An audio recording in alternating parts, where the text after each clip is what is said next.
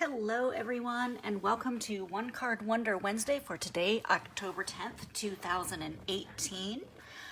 Today I'm going to do a card, a fall card that I thought was really adorable, using some different colors than what you would normally use for a fall card. So I used Crumb Cake and Early Espresso for this little background, and then I used Pool Party, Rich Razzleberry, and Calypso Coral. And I used the Country Home stamp set to put a sentiment on the inside of the card. I didn't put any sentiment on the outside of the card. And I used the Rooted in Nature stamp set, which is a gorgeous stamp set that you get 2 cases with stamps in. And they are the clear mount, and the Country Home is the photopolymer. So I just wanted to show you those 2 stamp sets real quick, and I'm going to move those aside so they're out of the way. And I will get started showing you what I do. The first thing I'm going to show you is with the Nature's Root. Sorry, I need to pull up my video because I haven't done that yet. I'm just not on it today. Got too much going on. We got a hurricane going on, but I'm on the west side of it, so everything's good right now. We're just getting some rain and a little bit of wind. Anyway, I used the Nature's Root thinlits, and I used this leaf outline, and this one is one of the embossing, I guess. I don't know if you would call it a thinlit or just an embossing die. And I used the champagne foil paper. But I'm just going to quick show you. I'm going to put the Big Shot here and show you how these work. These are really simple to use, and you'll get the embossed image, and then we'll cut it out. So you're just going to put your embossed plate or die down facing the shiny part of your foil paper, or whatever paper you're using. You could use regular cardstock, but I just chose to use foil paper because I wanted that foil look. And then you're going to get that beautiful embossed image. So you could use this even just for backgrounds on cards, which make these really fantastic backgrounds. And then I just used the triple leaf die to cut it out. And I'm using the magnetic plate, so it's holding my die in place where I want it, which seems to be, for me, the easiest way to use when I'm going over one of these embossed dies is to use the magnetic plate. You could also just tape it down with some washi tape. I've seen people do that just to keep your die in place where you want it, but I enjoy using the magnetic plate. So once you have that, it cuts it out really nice, and then you have your little embossed leaf for your card. I'm going to go ahead and put this die back, and I'm going to get my foam mat because we're going to use the foam mat a little bit today too. I don't normally use the foam mat for the clear mount stamp sets, but with this hardwood, because it's a larger image and I'm not going to put my paper on it upside down, I use the foam mat underneath, and I just put a piece of scrap paper over it so I don't get ink all over the foam mat, because I don't want to ruin the foam mat. So I'm just going to put that scrap paper down, and then I'm going to line up my papers, and I'm just going to line up in the order that I have them on the card. You can do them in any order. I could have put these farther apart from each other as well, but I'm going to put them right next to each other, and my Calypso Coral piece seems to be a little bit shorter for some reason. Let me make sure these are the right length before I stamp them and cut them. Nope, these 2 are just a little bit too long. Let me cut them off because I wanted them to be 1 1/4 inches wide by 5 inches, and I had those at 5 1/4. So just cut those off back so now they're 1 1/4 inches by 5 inches. Make sure this one is 5 inches as well. It was pretty close, not quite. There we go. Okay, so these strips are each 1 1/4 by 5 inches, now that I trimmed them. And I'm going to take my stamp. I don't know why I had my remote control for my air conditioning unit sitting there. I guess I moved it out of the way. And I'm just going to ink it up with Early Espresso. And now that I have that inked up, I'm actually going to turn these sideways because the stamp is pretty big.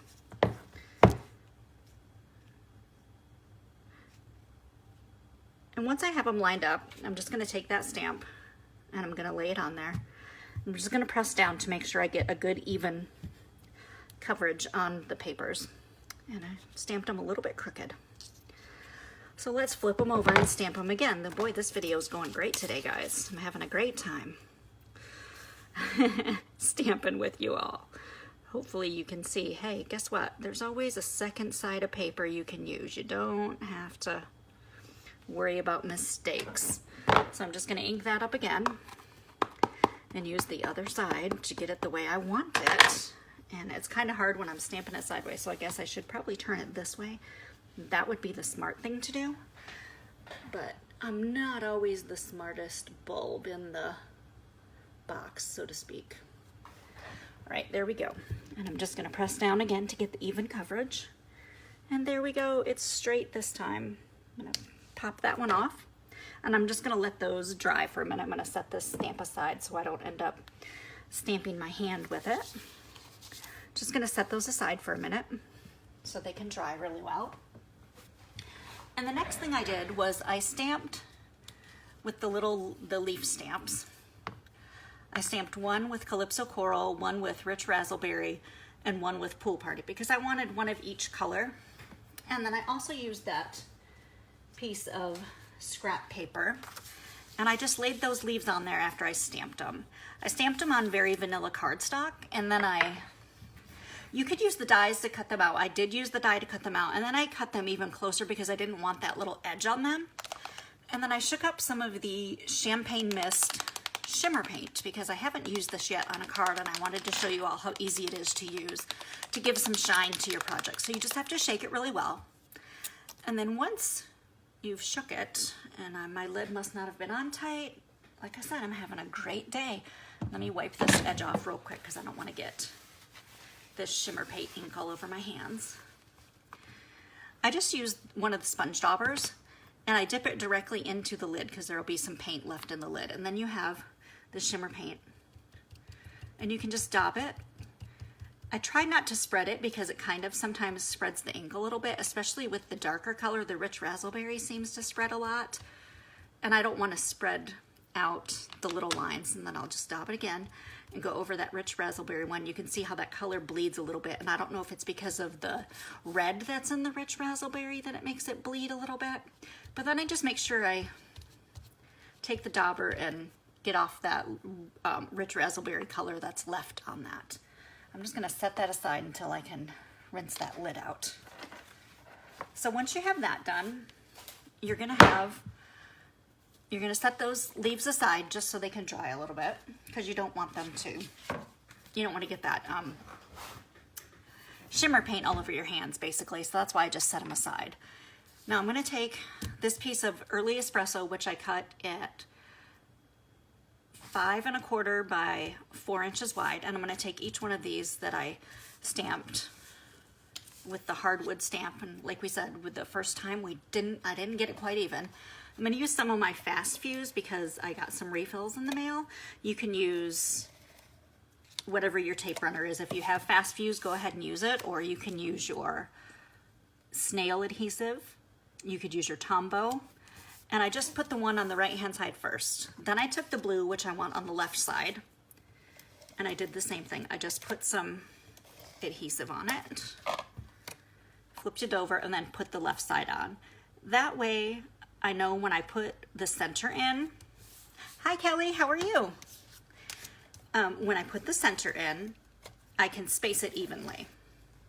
I can hear the wind starting to pick up outside with this darn Hurricane Michael.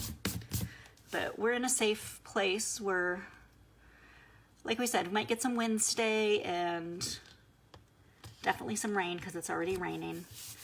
So now that I've got that, I've got about the same amount of space in between the planks. If I try to just put them right next to each other, I always end up with it kind of crooked, and I didn't want it to be crooked for this video.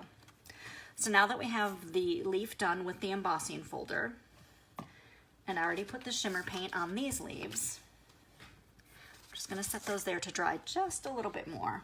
Just wanna make sure they're good and dry because I got a little bit of shimmer on me. Usually once they're dry, the shimmer doesn't come out.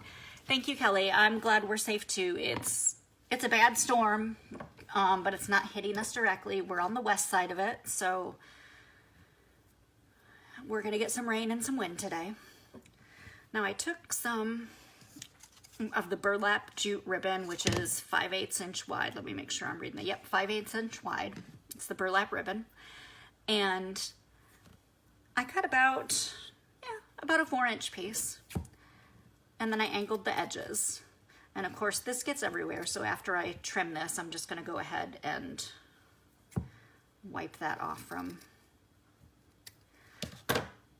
And you could trim it.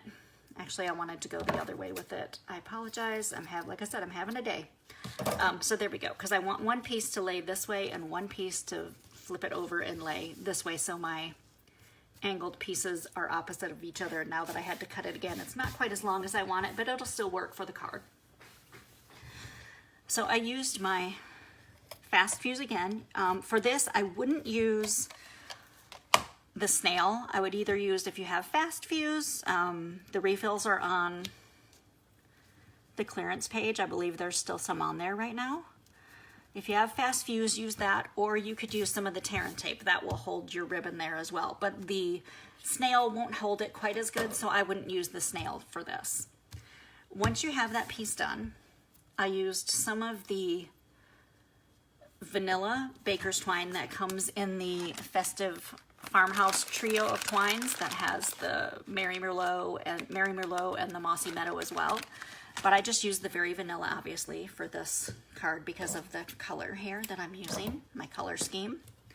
I just wrapped it around that piece, and toward the right-hand side is where I tied my bow. Now, it doesn't have to be perfect, and of course, you know how it ends up going when I try to tie a bow while I'm doing a live video. It never quite ties right. But baker's twine is pretty forgiving with the bows, so I should be okay. It's just keeping that bottom piece where you want it. And of course, I always end up with a lot that I need to cut off because I try to give myself a little bit of extra because it makes it easier to make the bow. And I wanted my bow sideways like this, so that's why I turned my card when I tied it. And then I just cut those little ends off. And so now I have that part done. I also used the layering ovals, and I cut another piece of champagne foil paper and a piece of very vanilla cardstock, and so I could layer them together. I'm just going to layer that very vanilla over that champagne piece. Thank you, Kelly. I like my little bow too. It turned out cute. And then I'm going to use my leaves, and I'm going to use some Tombow glue, and I'm going to turn this trio of leaves over. I'm going to put a little drop of Tombow here, a little drop here, or I say drop, but a line of Tombow. And I want to take my rich razzleberry leaf and put it on this side. And I'll put my Calypso coral leaf on this side. And the reason I'm using Tombow is I can move these around a little bit. I guess I really didn't need to flip this one over, because I want to put this leaf in, but I want to fill in this make sure the little gap here is filled in, and make sure this leaf comes up a little bit, and just kind of hide the bottom of that blue pool party leaf. And then I'm just gonna squeeze those together to try and make sure the glue sticks really well, and put my Tombow away so the end of my Tombow doesn't dry out. And then I'm just gonna put a little strip of fast fuse there. I think on my first card I actually just put some Tombow down because that worked perfectly for that. And then I'm just gonna layer that onto that piece, just so the bottom of my leaf comes down here and the top of that pool party leaf is just at the top there, but not over the edge. And then I'll flip that over, and I'm gonna add some dimensionals to the back. And I kind of did a little overkill on this just because I wanted to make sure it wasn't wobbly, so I put 2 at the top and 2 at the bottom. Normally I just put 1, but for some reason on this card I just decided I needed 2 at the bottom and 2 at the top. And I'm not going to adhere that yet. I'm just going to set that aside, and I'm going to flip this over, and I'm going to use my fast fuse, get it going here, because sometimes it. And the fun thing that I like about fast fuse, and like I say, I wish we still had it as a regular item in the catalog, is when you're going over like that, you can kind of stretch it over the top of your baker's twine or ribbon or whatever is on the back of that you've wrapped around your card. And I probably shouldn't be using the fast fuse just because it's not a normal item on the I flip that this way. In the catalog right now, it's just on the clearance rack, but I just wanted to show you how versatile it is in case you want to get some off the clearance rack to use it if you already have the applicator, because right now the applicators are no longer on there, but it's just the refills. So if you have an applicator, it's a good deal on the clearance rack right now. All right, now that I have that done, now I will adhere this little bit to the front.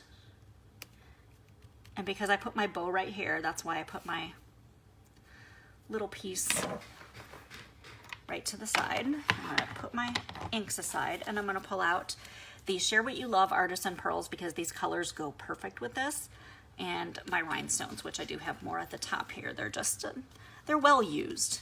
And then I just randomly placed them.